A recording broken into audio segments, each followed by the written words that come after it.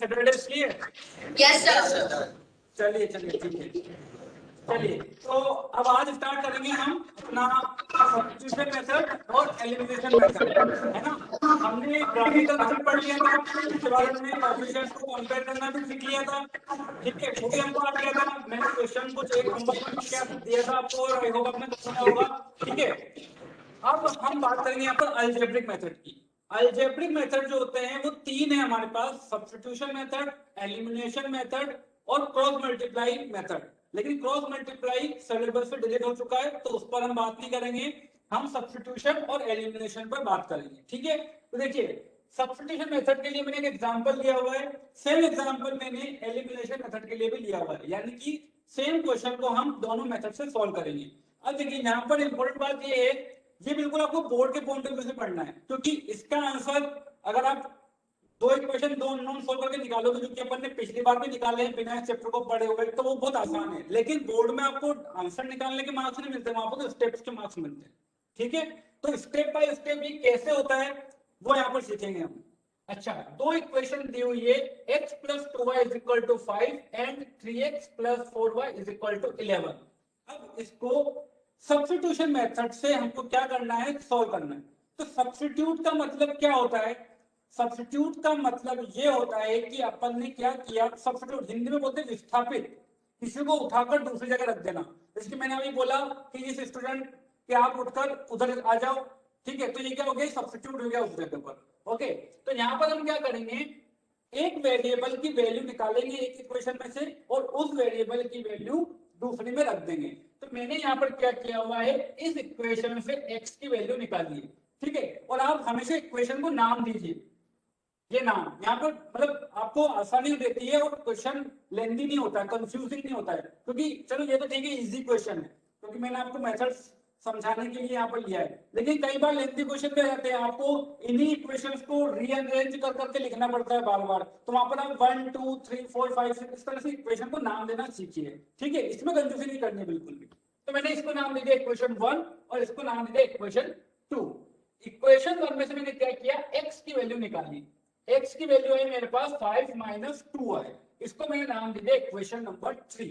Okay, अब क्या करेंगे, क्योंकि मैंने x की वैल्यू यहां से निकाली है, तो इसको हमें यहां पर रखना है। ऐसा नहीं कि x की वैल्यू यहां से निकाली और फिर यहीं पर रख दी तो वापस वहीं पहुंच जाओगे, ये भी मिस्टेक होती है स्टार्टिंग में। वैसे आप लोगों ने तो काफी प्रैक्टिस की हुई है, तो आप लोगों से तो नहीं होगी ऐसी गलतियां।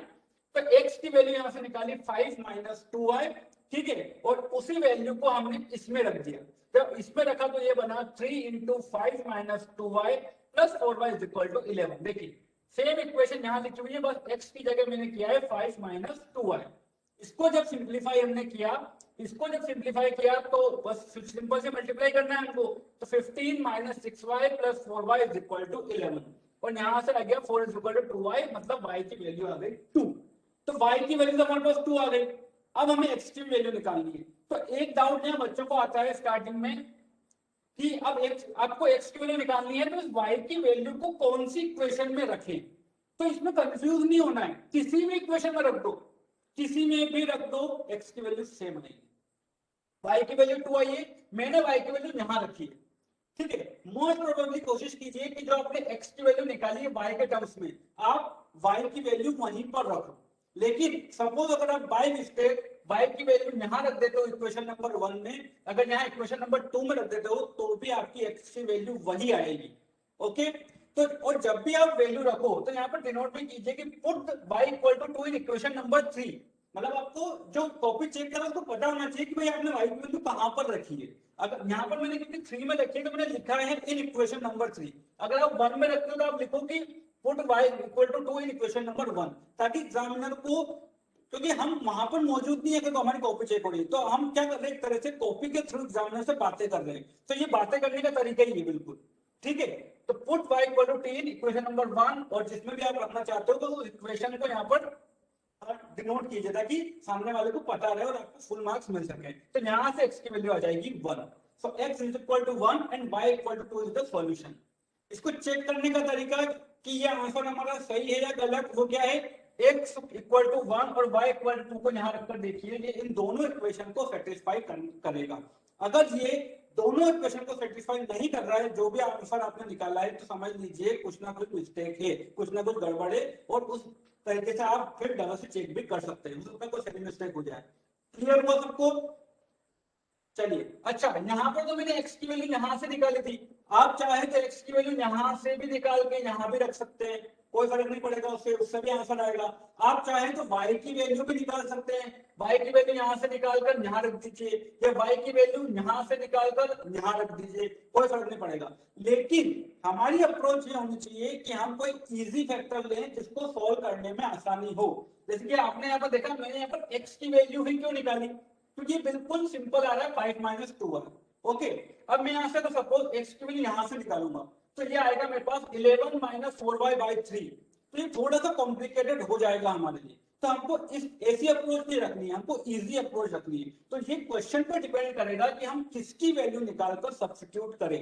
आंसर आपका आएगा लेकिन थोड़ा सा लेंथी हो जाएगा, और लेंथी होने पर ही फिर प्रेशर बढ़ता है, प्रेशर बढ़ने से सिली मिस्टेक्स होती है और आप घबरा जाते हो। ठीक है, तो कोशिश ये कीजिए कि कौन सा आसान फैक्टर है जिसको हम निकालकर दूसरे में सब्स्टिट्यूट कर सके। ओके, अब देखिए एलिमिनेशन मेथड। एलिमिनेशन मेथड में क्या है, एलिमिनेशन मेथड में हम क्या करते हैं, किसी एक वेरिएबल को एलिमिनेट कर देते हैं। कैसे करेंगे, देखिए जैसे यहाँ पर वही क्वेश्चन मैंने यहाँ पर लिखा हुआ है ताकि आप बिल्कुल क्लियरली डिफरेंस समझे दोनों मेथड्स में। Okay, x plus 2y is equal to 5 लिखा हुआ है और 3x plus 4y is equal to 1 लिखा हुआ है। हम क्या करते हैं यहाँ पर, इस इक्वेशन में से इस इक्वेशन को या तो ऐड करते हैं या सब्सट्रैक्ट करते हैं। और ऐड और सब्सट्रैक्ट इसलिए करते हैं क्योंकि हमको एक वेरिएबल को एलिमिनेट करना होता है, तो उसके लिए जरूरी है हमारे पास कि या तो x का कोफिशिएंट सेम हो या y का कोफिशिएंट सेम हो।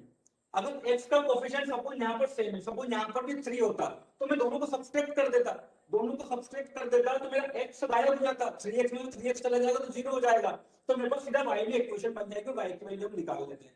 ठीक है, तो हमारे यहाँ पर काम क्या है, कोफिशिएंट को इक्वल बनाना। तो उसके लिए हम क्या करते हैं, रिक्वायर्ड के अकॉर्डिंग, जो भी हमारे रिक्वायर्ड है उसके अकॉर्डिंग इन इक्वेशंस को मल्टीप्लाई कर देते हैं। सपोज अब ये इक्वेशन लिखी हुई है x plus 2y is equal to 5।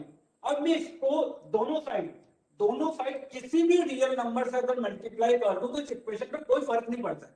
ठीक है, इस इक्वेशन पे कोई फर्क नहीं पड़ता है, इसीलिए मल्टीप्लाई कर देंगे। भाई कुछ लोगों को कंफ्यूजन आता है, अगर आपने क्वेश्चन सोल्व किए हैं तो हो सकता है आपको डाउट आए कि सर यार जो क्वेश्चन दिया था हमने तो मल्टीप्लाई करके मन से क्वेश्चन ही बदल दिया। नहीं, क्वेश्चन नहीं बदला है। अगर आप यहाँ पर 2 से मल्टीप्लाई करोगे, इधर भी 2 से मल्टीप्लाई करोगे तो कोई फर्क नहीं पड़ेगा।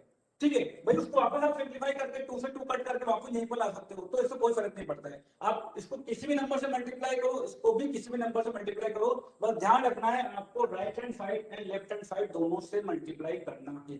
ओके, देखिए अब यहाँ पर मुझे दिखा 3x प्लस 4y, तो मेरी इच्छा हुई कि मैं इस x को भी 3 बना दूं। ठीक है, तो इसके लिए मैंने क्या किया, 3 से इसको मल्टीप्लाई किया। अब ये आपको पूरी तरह लिखना है, मल्टीप्लाई 1 मतलब इक्वेशन नंबर 1 मल्टीप्लाई 1 बाई 3। ठीक है, अब इसको जैसे मैंने यहाँ पर लगाया गोला, तो गोला नहीं लगाना है आपको, क्योंकि हो सकता है आपने कोई इक्वेशन लिखी हो, उस इक्वेशन को नाम दिया हुआ हो 3, तो फिर एग्जामिनर को क्या मैसेज आएगा कि आपने 2 इक्वेशन को मल्टीप्लाई किया है। तो इस तरह से नहीं करना है, मल्टीप्लाई 1 बाई 3 इसको इस तरह से लिखिए ताकि उसको लगे कि इक्वेशन नंबर 1 को 3 से मल्टीप्लाई किया है। ओके, सपोज अगर मैं इसको 2 से मल्टीप्लाई करता हूं और मैंने यहाँ पर लिख दिया मल्टीप्लाई 1 बाई 2, तो एग्जामिनर को क्या मैसेज जाएगा कि इसने 1 और 2 दोनों इक्वेशन को मल्टीप्लाई किया हुआ है। तो ये एक गलत मैसेज जाने का तरीका है। ठीक है, तो इस तरह से काम हमको नहीं करना है। ये भी बिल्कुल आपको प्रोफेशनल अप्रोच बता रहा हूँ, बोर्ड में क्यों नंबर कटते हैं ये भी आपको पता चल रहा होगा। तो मल्टीप्लाई 1 बाई 3 इस तरह से लिखिए। अब जब इसको 3 से मल्टीप्लाई कर दिया हमने, तो 3 से मल्टीप्लाई करने के बाद मेरे पास क्या आया, 3 into x plus 6 into y is equal to 15, और ये हो गई मेरी इक्वेशन नंबर 3। ठीक है, इक्वेशन नंबर 3 आ गई। अब हमारा काम है इक्वेशन नंबर 2 और इक्वेशन नंबर 3 से, क्यों, क्योंकि यहाँ पर कोफिशिएंट सेम हो चुका है। अब कोफिशिएंट सेम हो चुका है तो अब यहाँ पर हम क्या करें कि कोई एक वेरिएबल एलिमिनेट हो जाए। अगर हम इसमें से इसको सब्सट्रैक्ट कर दें, सपोज अगर यहाँ पर -3x होता तब हम इनको ऐड करते, क्योंकि ऐड करने से ये क्या होता है 3x में से 3x माइनस हो जाता, लेकिन यहाँ पर दोनों प्लस में है तो हम क्या कर देंगे, इसको सब्सट्रैक्ट कर देंगे। सब्सट्रैक्ट करने का तरीका है, अब सपोज आप 2 में से 3 को सब्सट्रैक्ट करोगे तो ये तो गायब हो जाएगा, लेकिन यहाँ से आएगा 4y minus 6y minus 2y आएगा। तो अगर आप माइनस से बचना चाहते हैं तो आप सब्सट्रैक्ट भी इस तरह से कीजिए कि हमारे पास पॉजिटिव वैल्यू आए। हालांकि यहाँ पर दिक्कत नहीं आएगी क्योंकि ये आसान है, लेकिन कुछ क्वेश्चन ऐसे होते हैं जहां पर अपन मतलब स्टेप्स थोड़ा लेंथी बना देते हैं जानबूझकर। ठीक है, हमको ध्यान नहीं रहता कि हमने मतलब इसमें से किसको सब्सट्रैक्ट किया है। अगर अपन उल्टा करते शायद हो जाता था, आसानी से हो जाता। भाई क्वेश्चन तो सॉल्व तो होगा, कोई दिक्कत नहीं, मेथड तो यही है, लेकिन हमारी अप्रोच ये होनी चाहिए कि हम इजी से इजी तरीके से इसको सॉल्व करने का ट्राई करें।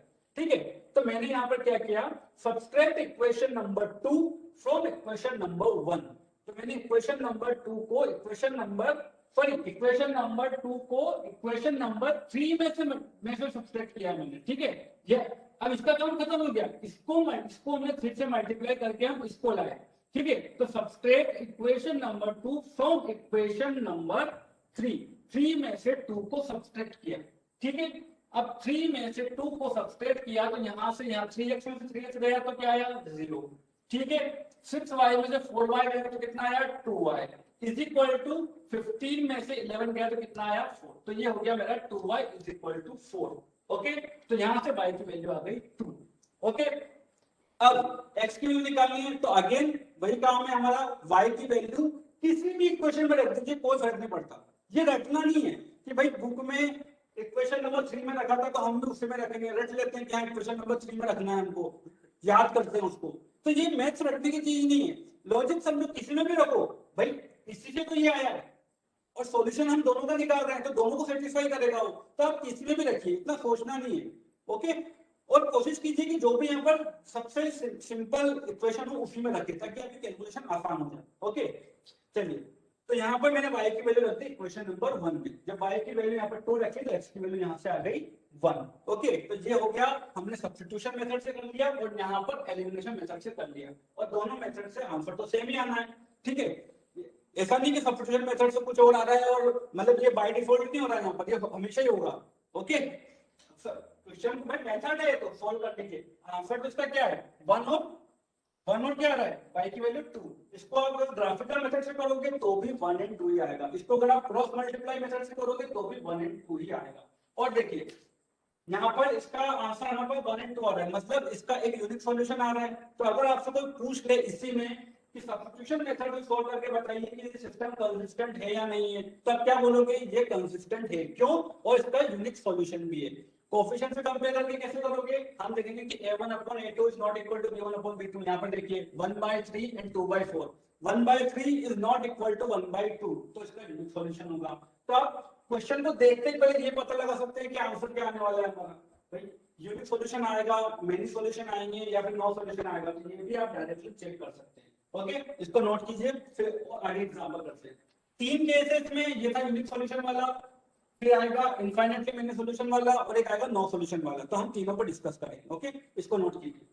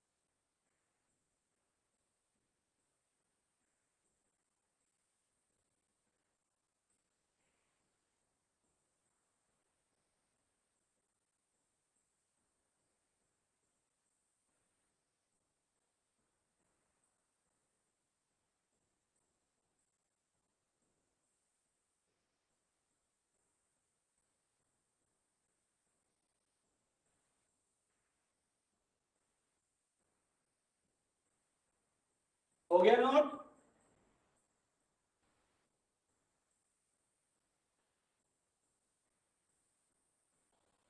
चलिए, जैसे अब यहाँ पर मैंने एक इंपॉर्टेंट बात और, मैंने यहाँ पर इक्वेशन नंबर 1 को 3 से मल्टीप्लाई किया था, तो जरूरी नहीं आपको भी ऐसा ही करना है। आप चाहो तो इक्वेशन नंबर 1 को 2 से भी मल्टीप्लाई कर सकते हो। जब आप 2 से मल्टीप्लाई करोगे तो दोनों 4y हो जाएगा यहाँ पर, और इसको सब्सट्रैक्ट कर दोगे तो y एलिमिनेट हो जाएगा। आप चाहो तो यहाँ पर इस इक्वेशन को 1/3 से, मतलब 3 से डिवाइड भी कर सकते हो।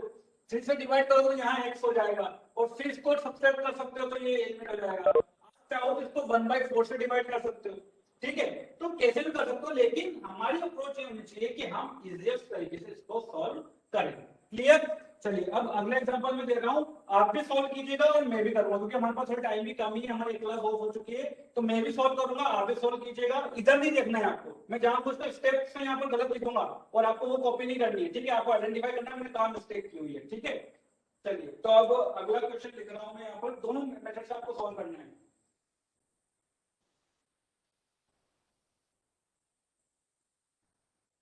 मुझे आंसर नहीं चाहिए, सॉल्यूशन आपको किस तरह से लिखना है वो चाहिए।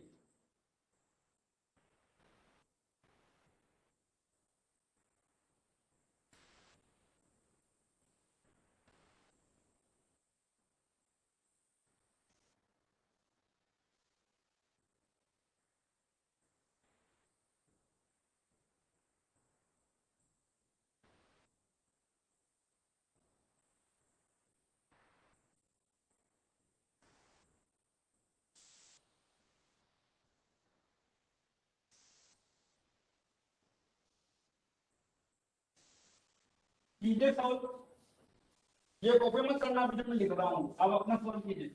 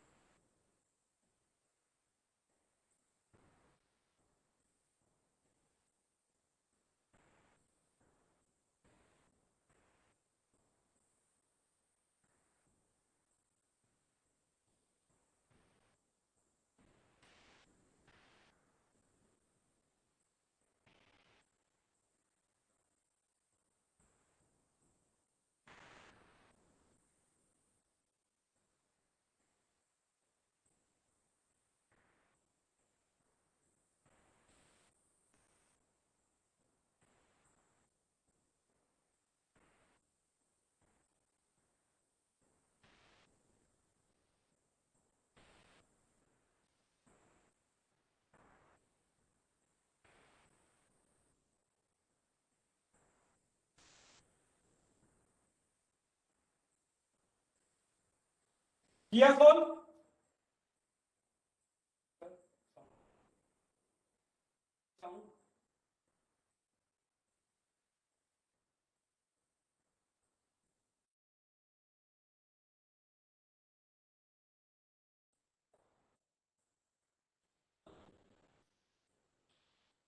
चलिए देखिए, क्वेश्चन था आपके पास 2x plus y is equal to 3 and 4x plus 2y is equal to 6।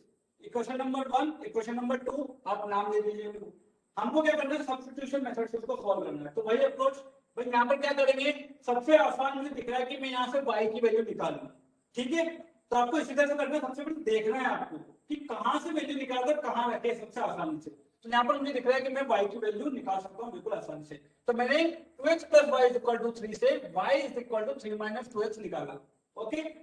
इसको मैंने दे दिया इक्वेशन नंबर 3। अब इस y की वैल्यू को कहां रखना है, 1 में या 2 में? 2 में रखना है, 1 में नहीं रखना है, जब आप वहीं पहुंच जाओगे बोलोगे यार ये क्या हो रहा है, कुछ समझ नहीं पड़ रहा है, ठीक है? तो इस तरह की गलतियां नहीं करनी है। 1 से वैल्यू निकाली तो 2 में रखनी है, और 2 से वैल्यू निकाली है तो 1 में रखनी है। हमने 1 से वैल्यू निकाली और इसमें रख दी। जब इसमें जैसे ही वैल्यू रखी y is equal to 3 minus 2x, जब मैंने यहाँ रखा तो ये हो गया 4x plus 2 into 3 minus 2x is equal to 6। और यहाँ से मैंने देखा कि 4x यहाँ पर था और माइनस 4x यहाँ से आया और ये कट गया और हमारे पास यहाँ पर आया 6 इज इक्वल टू 6। अब यहाँ पर क्या है इसका मतलब? इसका मतलब ये है, अब देखिए 6 is equal to 6, left hand side और राइट हैंड साइड दोनों इक्वल आ गई, मतलब कि ये ट्रू है। This is true statement. तो आपको इस तरह से लिखना है यहाँ पर,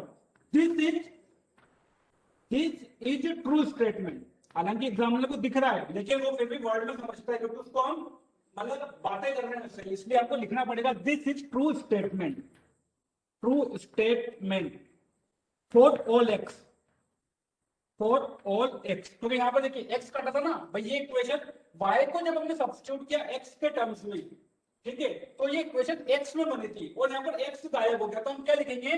this is true statement for all x।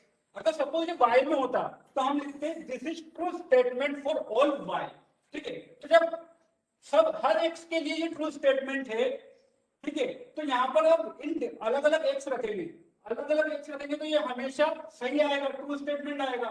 तो इन अलग अलग x के लिए हमें बहुत सारी y की वैल्यूज भी मिल जाएगी, ठीक है। अगर मैं यहाँ पर बोलता हूँ कि x इक्वल टू 1 के लिए ट्रू है, ठीक है, क्योंकि x तो गायब हो रहा है, कुछ भी रख दो उसको तो गायब करना है।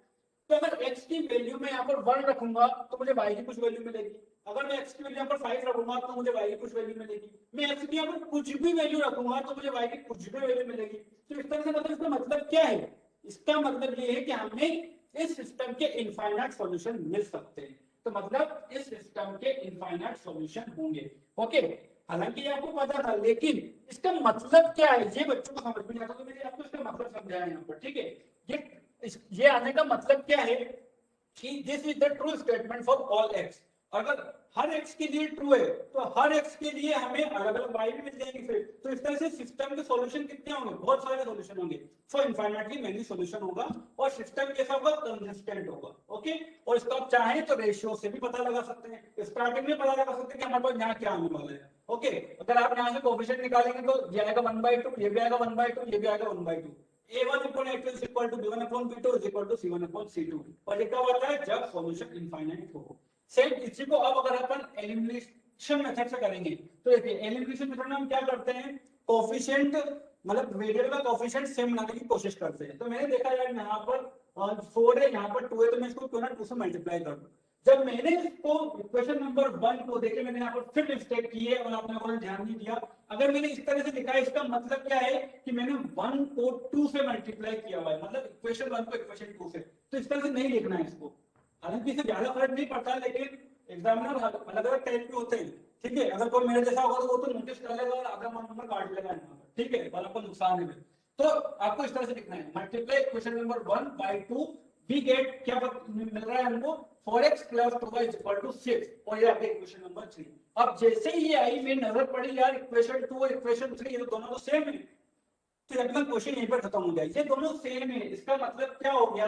जो इक्वेशन ये है वही इक्वेशन ये है, ठीक है। तो जो x की वैल्यू अगर आप यहाँ पर रखोगे उसके लिए जो y की वैल्यू आएगी वही x की वैल्यू यहाँ पर रखोगे तो यहाँ से y की वैल्यू वही आएगी। और ये अब क्योंकि अब ये जो एक इक्वेशन थी क्या एक तरह से अगर इसको ग्राफ पे देखें तो इसका ग्राफ किस तरह से आएगा? इस तरह से कुछ आएगा, ठीक है। अगर इस तरह से इसका कुछ ग्राफ आएगा तो ये ग्राफ के पॉइंट्स क्या बताते हैं? ग्राफ के मतलब अगर यहाँ पर कोई पॉइंट है, सपोज ये जो ग्राफ है ये इस लाइन का है, ओके, सपोज आप x की कुछ वैल्यू लेते हो उससे y की कुछ वैल्यू आती है तो उन पॉइंट्स को प्लॉट करके अपन ग्राफ बनाते हैं। ग्राफिकल मेथड में हमने नहीं पढ़ा था। तो ये ग्राफ क्या बता रहा है कि इस ग्राफ में यहाँ कोई पॉइंट है तो ये इसको सेटिस्फाई करेगा, यहाँ कोई पॉइंट है तो ये भी इसको सेटिस्फाई करेगा, यहाँ कोई पॉइंट है तो ये भी इसको सेटिस्फाई करेगा। और आपको पता है ये इनफाइनाइटली मेनी सॉल्यूशन वाला कैसे, यानी कि लाइंस आर कोइंसिडेंट, दोनों लाइन सेम है तो दोनों लाइन एक दूसरे के ऊपर आ जाएगी, ठीक है, दोनों लाइन एक दूसरे के ऊपर आ जाएगी, मतलब इस लाइन को सेटिस्फाई करने के लिए कितने सारे पॉइंट्स हैं हमारे पास? इनफाइनाइट पॉइंट्स, ठीक है। तो इसका मतलब है कि इनफाइनाइट सॉल्यूशन आ रहे हैं। तो आपको कैसे पता चलेगा? एलिमिनेशन मेथड जब सॉल्व करोगे तब आप किसी भी एक इक्वेशन को किसी भी एक रियल नंबर से मल्टीप्लाई करोगे तो आपको अगर दोनों इक्वेशन सेम मिल रही है तो आप लिख दोगे वहां पर कि equation 2 and equation 3 are same, so infinitely many solutions are possible. और अगर आपको ये भी हो सकता है वहां पर दे दे कि कमेंट ऑन द कंसिस्टेंसी, तो आप ये भी लिख सकते हो the system is consistent. Clear? Note कीजिए फिर अगला केस लेते हैं।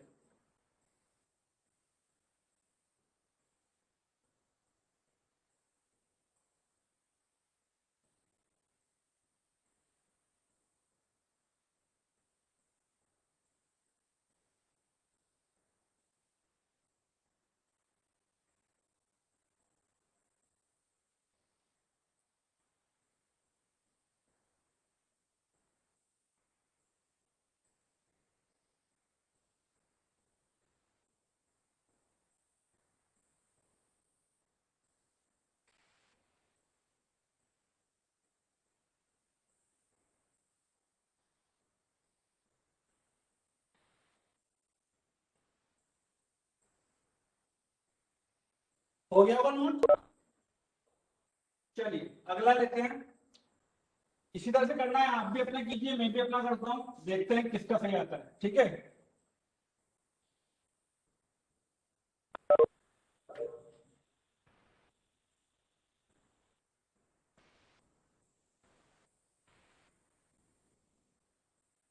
सॉल्यूशन लिखिएगा पूरा।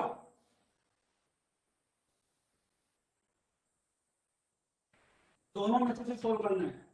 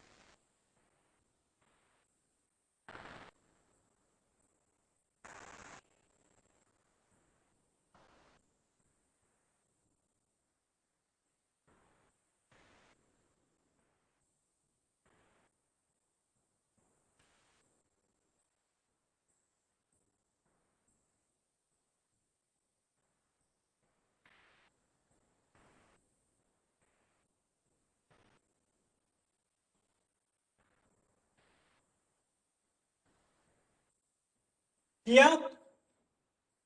चलिए देखते क्या हो रहा है यहाँ पर। हमको दिया हुआ x plus 3y is equal to 7 and 3x plus 9y is equal to 10। This is equation number 1, this is equation number 2। Substitution method से हमको सॉल्व करना है। तो यहाँ पर भी मुझे आसान सा सब्स्टिट्यूशन नहीं ये दिख रहा है कि मैं अगर x की वैल्यू निकाल लूं 7 माइनस 3y और उसको यहाँ पर पुट कर लूं तो मेरा काम हो जाएगा। ठीक है, आप चाहे तो और भी कुछ कर सकते हैं, लेकिन आसान तरीका यही है यहाँ पर, ताकि हमारा क्वेश्चन लेंदी ना हो।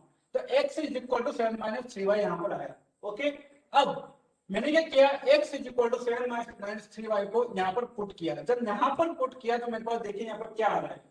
यहाँ पर आ रहा है मेरे पास 21 minus 9y plus 9y is equal to 10 और 9y से 9y कट गया और ये आया 21 इज इक्वल टू 10। तो मुझे बताइए क्या ये ट्रू स्टेटमेंट है? नहीं है। तो ये आपको बताएगा यहाँ पर कि आपको क्या आंसर देना है। पहले जो आया था क्या आया था, ट्रू स्टेटमेंट। पहले इक्वल आया था दोनों जगह, 6 इज इक्वल टू 6। तो दिस इज ट्रू स्टेटमेंट। तो अगर ट्रू स्टेटमेंट आता है तो हम क्या बोलेंगे कि वो हर वेरिएबल के लिए ट्रू है, मतलब इनफाइनाइटली मेनी सॉल्यूशन है। अब यहाँ पर आप कोई भी वेरिएबल ले लो, y की कोई भी वेरिएबल, y की कोई भी वैल्यू ले लो, ये तो कट जाएगा। मतलब ये y की किसी भी वैल्यू के लिए दुनिया में ऐसा कोई नंबर ही नहीं है, y की ऐसी कोई वैल्यू ही नहीं है कि जो इसको ट्रू कर दे। भाई 21 कभी होता ही नहीं है, मतलब y की कोई वैल्यू पॉसिबल ही नहीं है। और अगर y की कोई वैल्यू पॉसिबल ही नहीं रहेगी तो हम यहाँ पर y को कुछ रख ही नहीं सकते। अगर y को कुछ रख ही नहीं सकते तो x भी कुछ नहीं आ सकता। तो इसलिए इसका आंसर होगा नो सॉल्यूशन। ठीक है, नो सॉल्यूशन मतलब दोनों पैरेलल लाइन से। नो सॉल्यूशन के लिए कंडीशन क्या थी, a1 upon a2 is equal to b1 upon b2 but not equal to c1 upon c2। जो आपको यहां से दिख भी रहा है, ये 1/3, ये भी 1/3, but this is 7/10। so a1 by a2 is equal to b1 upon b2 but not equal to c1 upon c2। तो जब भी ये आएगा, अब यहां पर आप क्या लिखोगे, this is wrong statement, this is false statement, this is false statement. ये आपको लिखना है बोर्ड में, false statement for all y. क्योंकि ये यहाँ पर y में बना था। सपोज यही x में बना तो आप यहाँ पर x कर देते। Okay, so no solution is possible. Okay, किसी को डाउट है क्या कोई? No solution. चलिए, अब जब एलिमिनेशन मेथड से इसको करेंगे तो कैसे करेंगे देखिए। एलिमिनेशन मेथड में भी देखिए, मैं आपको सेम क्वेश्चन लेके इसलिए समझा रहा था कि आपको डिफरेंस पता चले। Okay, x plus 3y is equal to 7 and 3x plus 9y is equal to 10। अब एलिमिनेशन मेथड में हमारी अप्रोच रहती है कि हम कोएफिशिएंट को सेम कर लेते हैं कि हम वैल्यू सब्ट्रैक्ट कर सके। तो मैंने यहाँ पर देखा, या यहाँ पर 3 है तो मैं इसको 3 से मल्टीप्लाई कर देता हूँ। तो मैंने multiply the equation number 1 by 3, 1 को 3 से मल्टीप्लाई किया तो मुझे क्या मिला? मुझे मिला 3x plus 9y is equal to 21। ये मिल गई इक्वेशन नंबर 3। अब इक्वेशन नंबर 1 से इक्वेशन नंबर 3 आ गई तो बनता का काम खत्म हो गया। अब हमें कंसंट्रेट करना है इक्वेशन नंबर 2 पर और इक्वेशन नंबर 3 पर। तो हमने क्या किया यहाँ पर? Subtract the equation number 2 from equation number 3। 3 में से 2 को क्या किया? मैंने सब्ट्रैक्ट कर दिया। जब इसको सब्ट्रैक्ट किया तो मैंने देखा 0, 3x minus 3x 0, 9y minus 9y 0 और 21 minus 10 क्या आ गया मेरे पास? 11। तो देखिए यहाँ पर क्या आ रहा है? 0 is equal to 11। क्या ये पॉसिबल है? नहीं है पॉसिबल। तो this is also a wrong statement. ठीक है, तो यहां पर भी आप क्या लिखोगे? This is wrong statement. This is wrong statement. तो no value of x and y is possible, no solution. Note कीजिए इसको। तो आपको पता चल गया कि जब भाई सॉल्यूशन होगा यूनिक सॉल्यूशन तो x और y की वैल्यू निकल आएगी। अगर लाइंस पैरेलल होगी, नो सॉल्यूशन होगा तो आपके पास इसी तरह का कोई रॉन्ग स्टेटमेंट निकल कर आएगा। और अगर इनफाइनाइटली मेनी सॉल्यूशन होंगे तो आपके पास एक ट्रू स्टेटमेंट निकल कर आएगा। तो ये पहचान ली। इस अलजेब्रिक मेथड से सॉल्व करने के बाद हमको क्या मिल रहा है उसको देखकर कमेंट करने की कि इसका क्या सॉल्यूशन होगा। इनफाइनाइटली मेनी सॉल्यूशन होंगे, यूनिक सॉल्यूशन होगा या फिर नो सॉल्यूशन होगा। इसको नोट कीजिए, फिर बढ़ते हैं अगले टॉपिक की ओर।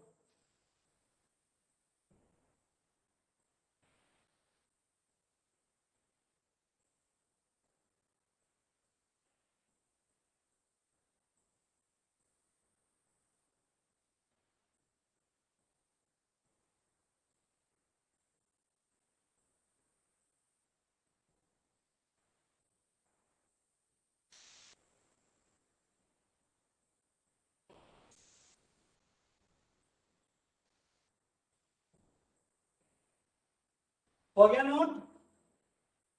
चलिए, अब नेक्स्ट टॉपिक पढ़ेंगे, equation reducible to pair of linear equation. Okay, ये ऊपर जो पीएलई लिखा हुआ है ये पेयर ऑफ लीनियर इक्वेशन लिखा हुआ है। ओके, छोटा सा टॉपिक है, मैं आपको बता देता हूँ। यहाँ पर टाइम की कमी थोड़ी, मेरी इच्छा थी मैं आपको इस पर क्वेश्चन भी कराऊं लेकिन अब टाइम बचा नहीं हमारे पास। पर ठीक है, कोई बात नहीं। मैंने आपको जो डीपीपी दी है उसमें काफी अच्छे अच्छे क्वेश्चन है, तुमको सॉल्व कीजिए। जो भी डाउट है उनसे पूछिए। अभी आपकी छुट्टियां आ रही है, अभी हमारी नेक्स्ट 3-4 दिन क्लास नहीं लगेगी, तो मैं भी फ्री रहूंगा। डीपीपी को सॉल्व कीजिए और मुझे डाउट भेज दीजिए, आपको आंसर मिल जाएगा, डोंट वरी। ठीक है, आप आपके टीचर से कांटेक्ट कीजिए, सीधा उनको भेजिए डाउट, वो मुझे भेज देंगे, मैं सॉल्यूशन उनको भेजूंगा, वो आपको भेज देंगे। ओके, तो कभी भी डाउट पूछने से घबराना नहीं है। अभी हम फ्री हैं तो आप पूरी तरह सॉल्व कीजिए, क्योंकि बहुत ही अच्छे एक्सरसाइज है, बहुत ही अच्छे क्वेश्चन यहाँ से बनते हैं। अभी यहाँ पर आपके पास बोर्ड प्रॉब्लम्स भी आती है वर्ड प्रॉब्लम में। ठीक है, ये तो मैंने सिर्फ मेथड बताया है। आपको ये इक्वेशन तो कब मिलेगी? जब वर्ड प्रॉब्लम से आप उनको सेट करोगे, उसके बाद आपको सॉल्व करना है। तो इस तरह के क्वेश्चन डीपीपीज में है, उनको सॉल्व कीजिए, जहां भी डाउट है मुझसे पूछिए। ओके, तो अब हम पढ़ेंगे equation reducible to pair of linear equation. Equation reducible to pair of linear equation, PLE लिख रहा हूं। अच्छा देखिए, इसमें क्वेश्चन किस तरह का मिलेगा आपको दो इक्वेशन मिली यहाँ पर, 2x plus 3y is equal to 30 suppose. एक इक्वेशन में मिली और दूसरी मिली आपको 5x minus 4y is equal to -2। Okay, ये दो इक्वेशन अगर आपको मिली यहाँ पर, इनको सॉल्व कैसे करेंगे? इस तरह की इक्वेशन हो सकता है आपको किसी वर्ड प्रॉब्लम से भी मिल जाए, वर्ड प्रॉब्लम से भी आपको इस तरह की दो इक्वेशन मिल सकती है। तो इनको सॉल्व करने का तरीका क्या है? क्योंकि अब यहाँ पर x और y जो वेरिएबल है हमारे, वो आ गए हैं डिनोमिनेटर में। तो हम क्या करेंगे यहाँ पर, ये आपको देखना है कि कॉमन क्या है भाई। यहाँ पर अगर 1/x है तो यहाँ पर भी 1/x है, अगर यहाँ पर 1/y है तो यहाँ पर भी 1/y है। तो क्यों ना हम इस 1/x और 1/y को नया वेरिएबल दे दें नाम। ठीक है, तो देखिए अगर मैं यहाँ पर क्या लिखूंगा, सबसे पहले इसको इस तरह से लिखिए, रीराइट रीराइट दिस इक्वेशन। जब इसको रीराइट करेंगे तो इसको इस तरह से लिखिए, 2 into 1/x plus 3 into 1/y is equal to 13। और इसको इस तरह से लिखिए, 5 into 1/x minus 4 into 1/y is equal to -2।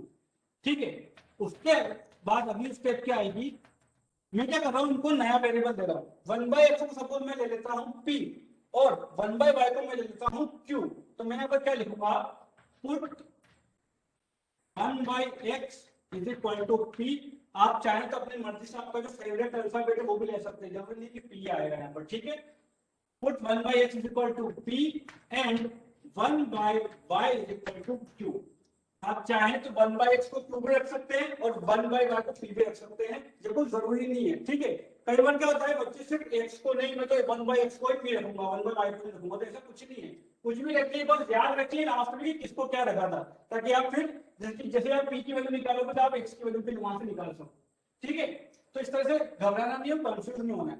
अब जब 1/x को p रख दिया और 1/y को q रख दिया तो मेरी इक्वेशन क्या बन जाएगी। अब जैसे कि देखिए यहाँ पर इसको दे दीजिए इक्वेशन नंबर 3, यहाँ पर इसको नाम दे दीजिए इक्वेशन नंबर 4, और 1/x को p रखूंगा तो ये मेरे पास क्या बन जाएगा, 2p plus 3q is equal to 13।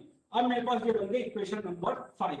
Okay, यहाँ पर भी काम करना है तो मेरे पास क्या आएगा, 5p, ठीक है, minus 4q is equal to -2। ये आ गई मेरे पास इक्वेशन नंबर 6। अब ये दो इक्वेशन आ गई है, इनको आपको सॉल्व करना है। अब यहाँ पर कंफ्यूजन होता है सर कौन से मेथड से करें, तो यहाँ पर कोई पाबंदी नहीं है। अगर नहीं लिखा हुआ है स्पेशली कि कौन से मेथड से करना है, तो जो भी आपको यहाँ पर इजी लगे आपके लिए उस मेथड से करना है। चाहे तो आप सब्स्टिट्यूशन मेथड से कीजिए, चाहे तो आप एलिमिनेशन मेथड से कीजिए। और ये भी अपन को सोचना आना चाहिए कि कौन सा मेथड इजी रहेगा। अगर आप इसको सब्स्टिट्यूशन मेथड से करोगे तो सोचिए यहाँ पर हर जगह कुछ ना कुछ अपॉन में आएगा। अगर आप p की वैल्यू निकालोगे तो वो आएगी 13 - 3q by 2। अगर आप q की वैल्यू निकालोगे तो आएगी 13 - 2p by 3। तो मुझे लगा थोड़ा सा लेंथी हो जाएगा। यहाँ पर भी अगर आप p की वैल्यू निकालोगे तो ये आएगी -2 + 4q by 5। अपॉन में हर जगह कुछ आता है। तो इस तरह का जब क्वेश्चन आए और अगर कोई लिखा नहीं, कुछ भी लिखा ना हो कि कौन से मेथड से करना है, तो यहाँ पर आप एलिमिनेशन मेथड लगाइए, वो थोड़ा आसान पड़ता है। तो अगर कुछ भी नहीं लिखा हुआ है तो एलिमिनेशन मेथड से अप्रोच करना है। सपोज यहाँ पर कोई अगर सिर्फ वेरिएबल हो जाता, कोई कोफिशिएंट नहीं होता, तो वहां पर सब्स्टिट्यूशन मेथड आसान रहता है। ओके, ये देखने का तरीका है, इससे आपको फिर मैथ्स इंटरेस्टिंग लगने लगती है। सिर्फ आंसर निकालना इंपॉर्टेंट नहीं है, आंसर को किस तरीके से निकाल रहे हैं वो भी इंपॉर्टेंट है, उससे इंटरेस्ट बढ़ता है मैथ्स में। ओके, तो अब इसको हम किसी एलिमिनेशन मेथड से कर सकते हैं। एलिमिनेशन मेथड से करने के लिए क्या करेंगे, अब यहाँ पर देखिए, यहाँ पर किसी एक को अगर मल्टीप्लाई कर देंगे तो इतना काम शायद नहीं चलेगा। ओके, जैसे कि अगर यहाँ पर 5 है और इसको 5 बनाना है, तो या तो आप यहाँ पर 5/2 से मल्टीप्लाई करो, बट वो थोड़ा कॉम्प्लिकेटेड लग जाएगा मुझे। ठीक है, थोड़ा कॉम्प्लिकेटेड हो जाएगा वो। अगर यहाँ पर 3 है और यहाँ पर 4 है, तो इसको अगर 4 बनाना है तो मुझे 4/3 से मल्टीप्लाई करना पड़ेगा। तो ऐसा मत कीजिए, यहाँ पर क्या कीजिए, दोनों को किसी नंबर से मल्टीप्लाई कर दीजिए। जैसे कि देखिए 2 को मल्टीप्लाई कीजिए 5 से तो क्या आ जाएगा 10, और 5 को मल्टीप्लाई यहाँ पर इसको मल्टीप्लाई कीजिए 2 से तो ये क्या आ जाएगा यहाँ पर भी 10। चाहो इसको कीजिए मल्टीप्लाई 4 से तो यहाँ आ जाएगा 12, या इसको मल्टीप्लाई कीजिए 3 से मतलब 7 में तो यहाँ पर आ जाएगा 12। तो ये किसी भी तरीके से आप कर सकते हो, तो दोनों को भी मल्टीप्लाई आप कर सकते हो यहाँ पर। ठीक है, और उसके बाद यहाँ से p एंड q की कुछ वैल्यूज आएंगी, p और q की कुछ वैल्यू आएंगी, p और q की वैल्यू जो भी आएगी यहाँ पर उसको आप 1/x के इक्वल कर लोगे और वहां से x की वैल्यू निकाल लोगे। क्लियर हुआ सब लोगों को, कोई भी डाउट है नहीं है ना। चलिए ठीक है, तो फिर अपना यहीं पे खत्म होता है। और क्योंकि इसमें क्वेश्चन प्रैक्टिस कम हुई है लेकिन हमारे पास टाइम है, तो आप डीपीपी सोल्व कीजिए और उनके डाउट्स मुझसे पूछे, काफी अच्छे क्वेश्चन थे। अच्छा, इसमें एक तरह का क्वेश्चन और आता है, इसको नोट कीजिए, फिर मैं थोड़ा सा वही बता देता हूँ, उसका भी आइडिया देता हूँ।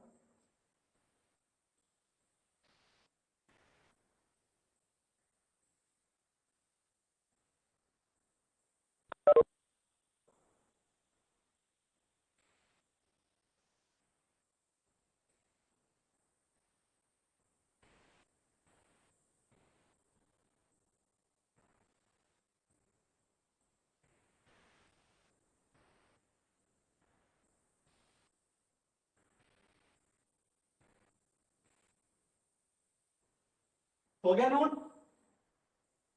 चलिए अब देखिए, अगर इस तरह का क्वेश्चन आ जाए आपके पास तो इसको देख के डरना नहीं है, ये भी इसी फॉर्म का है। करना क्या है आपको, ये क्वेश्चन हो सकता है आपके पास यू और वी में भी आ जाए, यू और वी देखकर डर जाते हैं यार देख आ गया, कुछ नहीं है यार, वेरिएबल है वो और कुछ भी नहीं है। तो यहाँ पर क्या करोगे आप, एक्स वाई से डिवाइड कर दोगे, ठीक है, एक्स वाई से डिवाइड कर दोगे तो ये बनेगा 6 अपॉन वाई, ये बन जाएगा 3 अपॉन एक्स, और यहाँ पर बन जाएगा 6। यहाँ पर बनेगा मतलब 1 अपॉन वाई आएगा, उसको पी ले लीजिए, 1 बाई एक्स आएगा, उसको पी ले लीजिए। सेम यहाँ पर भी करोगे, एक्स वाई से डिवाइड करोगे तो यहाँ पर 2 अपॉन वाई आ जाएगा, यहाँ पर 4 अपॉन एक्स आ जाएगा। ठीक है, तो हो जाएगा ये भी, कोई दिक्कत नहीं है। चलिए ठीक है, तो खत्म करते हैं आज का लेक्चर, फिर मिलेंगे नेक्स्ट क्लास में।